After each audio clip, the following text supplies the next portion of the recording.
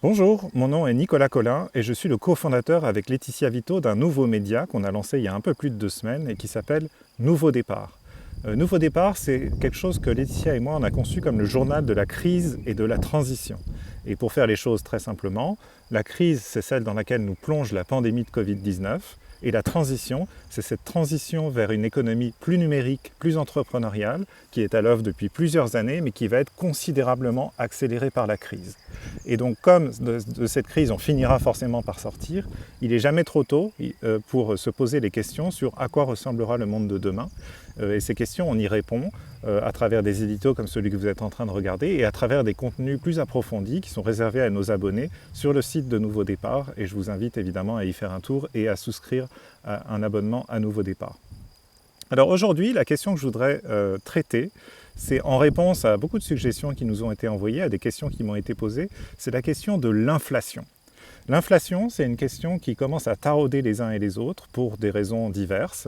Première raison, c'est que ceux qui connaissent un peu d'économie savent que quand les pouvoirs publics, les gouvernements, les banques centrales, comme dans la période actuelle, injectent massivement des liquidités dans l'économie, eh ben, en période de crise, ça nous aide à garder la tête plus ou moins hors de l'eau. Mais lorsque la crise prend fin et que l'économie redémarre, toutes ces liquidités qui sont entre les mains des agents économiques, des entreprises et des ménages, elles vont se traduire par un surcroît de demande adressé à une économie qui n'est pas capable encore de monter en puissance pour répondre à ce surcroît de demande par un surcroît d'offres. Et qu'est-ce qui se passe quand la demande excède l'offre ?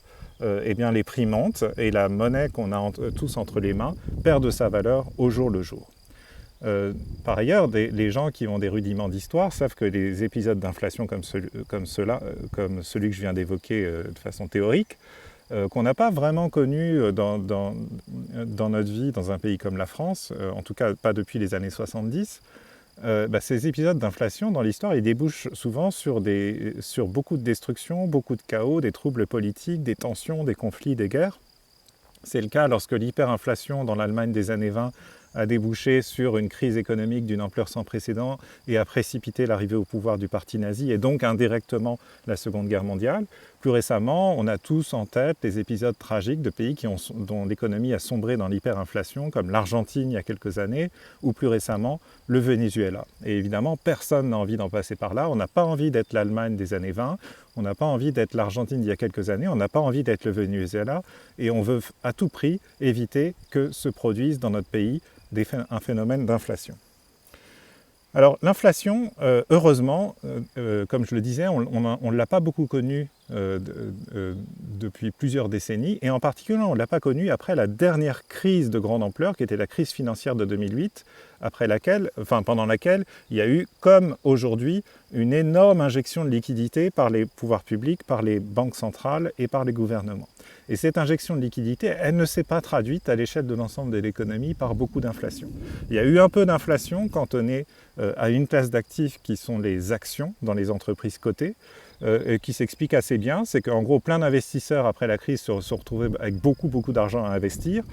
Quand on a beaucoup d'argent à investir, on met en place des stratégies, des tests d'investissement, des stratégies d'allocation qui font une place évidemment à investir dans des entreprises cotées. Le problème, c'est qu'après la crise de 2008, il s'est passé deux choses qui ont fait diminuer le nombre des entreprises cotées dans lesquelles investir. Première chose, c'est que comme la crise a touché de plein fouet tous les secteurs de l'économie, eh bien, ces secteurs sont rentrés dans des phases de consolidation. Les grandes entreprises, les entreprises les plus fortes ont racheté les entreprises les plus faibles, de sorte qu'à la fin de la crise, il y avait moins d'entreprises dans lesquelles investir, et donc moins d'actions cotées en bourse. Et l'autre raison pour laquelle il y a moins d'entreprises dans lesquelles investir à la bourse, c'est que la crise de 2008 a déjà marqué une accélération de la transition numérique. Elle a commencé à faire monter en puissance des entreprises numériques comme Facebook, comme Airbnb, comme Uber. Et ces entreprises numériques, parce qu'elles sont lancées dans des chantiers d'innovation radicale qui font peur aux investisseurs sur les marchés d'actions, eh bien la tendance, c'est que ces entreprises elles repoussent au maximum leur introduction en bourse. De sorte que Facebook ne s'est introduite en bourse qu'en 2012, Uber ne s'est introduite en bourse qu'en 2019, l'année dernière, et Airbnb n'est toujours pas introduite en bourse. Voilà. Donc il y a beaucoup d'entreprises qui créent énormément de valeur, qui façonnent des secteurs entiers de l'économie à l'échelle globale, mais dans lesquels vous ne pouvez pas investir à la bourse parce que ces entreprises ne se sont pas introduites en bourse. Et du coup, que font les investisseurs qui cherchent à introduire à la bourse? Ils se concentrent sur les quelques entreprises qui sont là. Et évidemment, comme il y a plus de demandes que d'offres, ça fait monter les prix. Et ce phénomène de déséquilibre entre l'offre et la demande sur les marchés d'actions explique une bonne part des performances exceptionnelles des marchés d'actions ces dernières années. Ce n'est pas parce que l'économie va mieux, c'est parce qu'il y a de l'inflation dans cette classe d'actifs particulière qui sont les entreprises cotées. Voilà, donc ça c'est ce qui s'est passé après la crise de 2008, une inflation cantonnée pour l'essentiel à cette classe d'actifs, les entreprises cotées, et qui a épargné le reste de l'économie pour plein de raisons. Alors quelles sont les raisons pour lesquelles il n'y a pas eu d'inflation la dernière fois? J'en ai listé plein, vous savez peut-être, enfin ceux qui me connaissent savent que tous les jours je glane des articles intéressants sur les réseaux sociaux, tous les jours je reçois des newsletters qui regorgent de références, de sources passionnantes, et tout ça je le mets dans un outil qui s'appelle Evernote, dans lequel j'ai à ce jour presque 35 000 articles soigneusement indexés qui me permettent de traiter très vite n'importe quel sujet. Et donc pour préparer ces éditos, j'ai tapé quelques mots-clés, en particulier inflation, pour essayer de comprendre, de faire ressortir les différentes raisons pour lesquelles on a été confronté à très peu d'inflation ces dernières années, malgré l'injection massive de liquidités en 2008. Alors j'ai recensé plusieurs raisons de cette absence d'inflation après la crise de 2008. Première raison, c'est qu'on est dans une économie qui est plus inégalitaire que jamais. Les ménages, les individus les plus privilégiés ont beaucoup d'argent.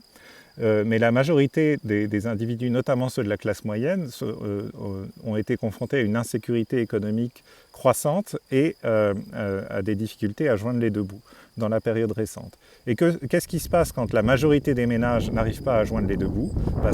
Ils ralentissent leur consommation et la demande face aux biens, la demande de biens et de services qui pourraient contribuer à faire redémarrer l'inflation, se tarit. Et donc, donc les inégalités, c'est une chose terrible évidemment, mais c'est aussi une situation structurelle qui contribue à ralentir l'inflation. Deuxième phénomène, c'est que l'une des raisons pour lesquelles les ménages ont quand même consommé dans ces 10 dernières années, malgré la montée des inégalités, c'est que les ménages se sont de plus en plus endettés. Et une économie où on est plus endetté, les ménages et les pouvoirs publics, les États, c'est aussi une économie où il y a moins d'inflation parce que quand il y a des injections supplémentaires de liquidités dans l'économie, ces liquidités supplémentaires ne sont pas immédiatement converties en consommation de biens et de services, elles sont prioritairement allouées à du remboursement de dettes. Et ça contribue moins à l'inflation. Troisième raison pour laquelle il n'y a pas eu d'inflation après la crise de 2008, c'est le durcissement de la réglementation bancaire. Les banques, les pouvoirs publics leur ont donné beaucoup plus de ressources, mais en même temps, en durcissant ce qu'on appelle les règles prudentielles, elles ont empêché les banques de convertir ces ressources supplémentaires en une politique de prêt complètement débridée. Et donc, il y a eu plus d'argent mis entre les mains des banques, mais cet argent ne s'est pas traduit par une croissance massive de l'argent prêté aux ménages et aux entreprises. Quatrième raison, il y a beaucoup de raisons pour lesquelles il n'y a pas eu beaucoup d'inflation ces dernières années, c'est la démographie. C'est-à-dire, on est le monde occidental en particulier, et la Chine et quelques autres pays, sont rentrés dans des phases de déclin, de stagnation, de déclin démographique qui fait que la consommation de biens et de services ralentit tendanciellement sur le long terme, et donc on a beau injecter des liquidités supplémentaires, il y a une tendance de long terme qui est beaucoup plus profonde, beaucoup plus forte, qui est celle de la stagnation ou du déclin démographique. Voilà.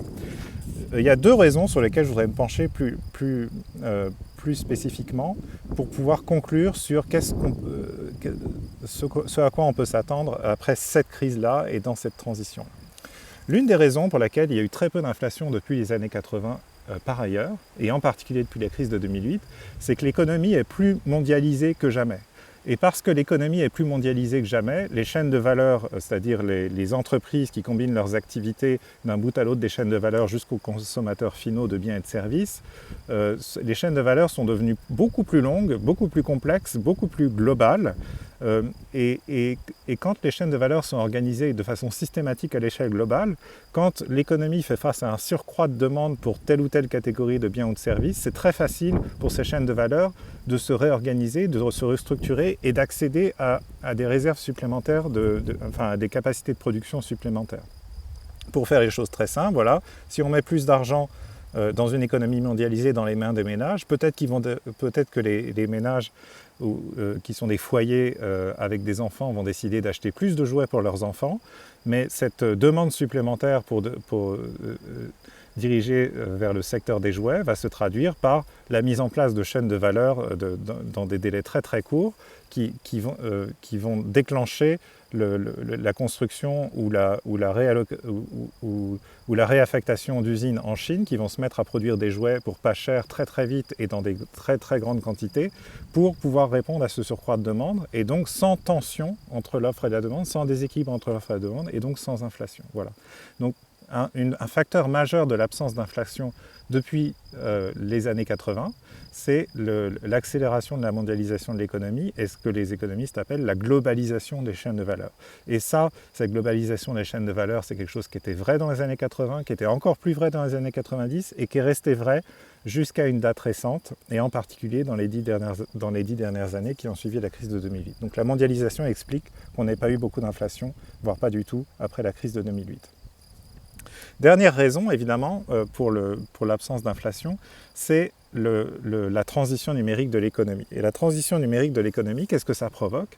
Ça provoque, alors ça c'est ce que vous voyez à l'écran ici, c'est un schéma très célèbre dans le monde des entrepreneurs qui vous montre aux États-Unis les biens dont les prix ont augmenté et les biens dont les prix ont diminué.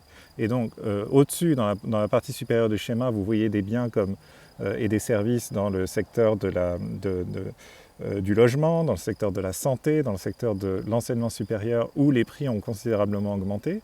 Mais en dessous, dans la partie inférieure du schéma, c'est tous les secteurs où les prix ont considérablement diminué parce qu'il y a eu dans ces secteurs un afflux d'entrepreneurs qui ont créé des nouvelles startups. Certaines de ces startups ont grandi et sont devenues des grandes entreprises numériques. Et qu'est-ce que font les entreprises numériques en général? Elles proposent beaucoup mieux pour beaucoup moins cher. Et elles infligent aux entreprises en place dans ces secteurs une concurrence extrêmement rude, notamment sur les prix, où voilà, il peut y avoir une tentation face à un surcroît de demande d'augmenter les prix, mais en fait, cette tentation n'existe que s'il n'y a pas cette concurrence de start-up qui rentrent sur le marché en proposant mieux, beaucoup plus et beaucoup moins cher. Voilà. Et donc ce schéma, il est beaucoup utilisé pour discuter l'intérêt de faire rentrer des startups dans un secteur, parce que dans tous les secteurs où des startups sont rentrées, on a assisté de façon corrélée à une baisse des prix systématique, et ces baisses de prix à l'échelle de pans entiers de l'économie ont évidemment contribué à juguler, à ralentir l'inflation, même après l'injection massive de liquidités en 2008. Voilà, donc pour déterminer ce que nous réserve l'avenir aujourd'hui, on se pose à nouveau des questions dans le contexte de la crise et de l'injection massive de liquidités sur une éventuelle reprise de l'inflation. On sait que pendant quelques mois, voire plus, on sera dans un contexte de ralentissement de l'économie où il n'y a pas de risque d'inflation, mais que quand l'économie va redémarrer, il y aura immédiatement un choc de déséquilibre entre la demande et l'offre, des prix qui vont augmenter dans certains secteurs. L'augmentation des prix va inciter les travailleurs à se tourner vers leurs employeurs pour demander des hausses de salaire, et c'est comme ça que se déclenche cette spirale infernale de l'inflation. Alors moi, je voudrais juste vous signaler deux éléments pour essayer de deviner un peu de quoi l'avenir est fait en matière d'inflation. Premier élément, c'est qu'on est rentré depuis plusieurs mois déjà, voire depuis plusieurs années, prétendent certains, dans une phase de démondialisation.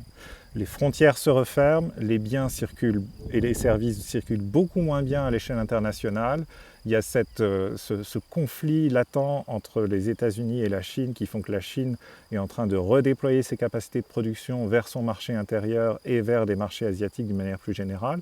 Et donc, il y a, dans une économie moins mondialisée, les déséquilibres entre l'offre et la demande ont beaucoup plus de chances de se traduire par un regain d'inflation. Donc ça, c'est l'un des éléments à avoir en tête. Tous les pays qui sont confrontés à une fermeture des frontières et à l'apparition de nouvelles barrières commerciales ont un risque plus élevé de voir apparaître de l'inflation en sortie de crise. Et donc, que doivent faire ces différents pays? Voilà, si on prend conscience que l'économie est moins mondialisée, Il y a plein de leviers sur lesquels on ne peut pas agir. On ne peut pas réduire les inégalités du jour au lendemain. On ne peut pas enrayer les tendances démographiques du jour au lendemain. On ne peut pas non plus lâcher complètement la bride aux banques parce que ce serait ouvrir la voie potentiellement à une nouvelle crise financière. Par contre, ce qu'on peut faire, c'est prendre conscience du fait que dans une économie moins mondialisée, on peut compenser le surcroît de risque d'inflation par l'intensification de la transition numérique, c'est-à-dire ouvrir plus de secteurs en abaissant les barrières réglementaires à des entrepreneurs qui vont rentrer dans ces secteurs et qui vont infliger aux entreprises en place une pression concurrentielle qui va forcer la baisse des prix, même dans un contexte temporaire de déséquilibre entre l'offre et la demande. Voilà. Donc c'est mon message aujourd'hui. Ça fait longtemps qu'on n'a pas connu d'inflation, même dans des périodes de reprise après des crises terribles comme la crise de 2008. L'une des raisons majeures pour laquelle on n'a pas connu d'inflation, c'est la mondialisation de l'économie. Malheureusement, ou heureusement diront certains, cette mondialisation, elle est en train de refluer, les frontières se referment, et donc la seule manière pour un pays comme le nôtre d'enrayer la tendance à l'inflation lorsqu'on sortira de la crise, c'est d'accélérer la transition numérique, de faciliter l'entrée dans plein de secteurs des entrepreneurs de l'économie numérique, d'aider les startups à infliger cette pression concurrentielle aux entreprises en place. Et là, on a une chance que les prix restent modérés, que les biens et les services restent accessibles au plus grand nombre et qu'on puisse préserver la valeur de notre monnaie. Voilà. Merci de m'avoir écouté. Si vous voulez en savoir plus, abonnez-vous à Nouveau Départ parce que c'est des sujets qu'on va creuser beaucoup plus dans les semaines qui viennent. Si vous voulez suggérer d'autres sujets que vous voulez me voir traiter dans des éditos ou dans des contenus plus approfondis, postez-les en commentaire ici sur YouTube. Voilà, et on espère vous retrouver bientôt pour d'autres épisodes. À bientôt!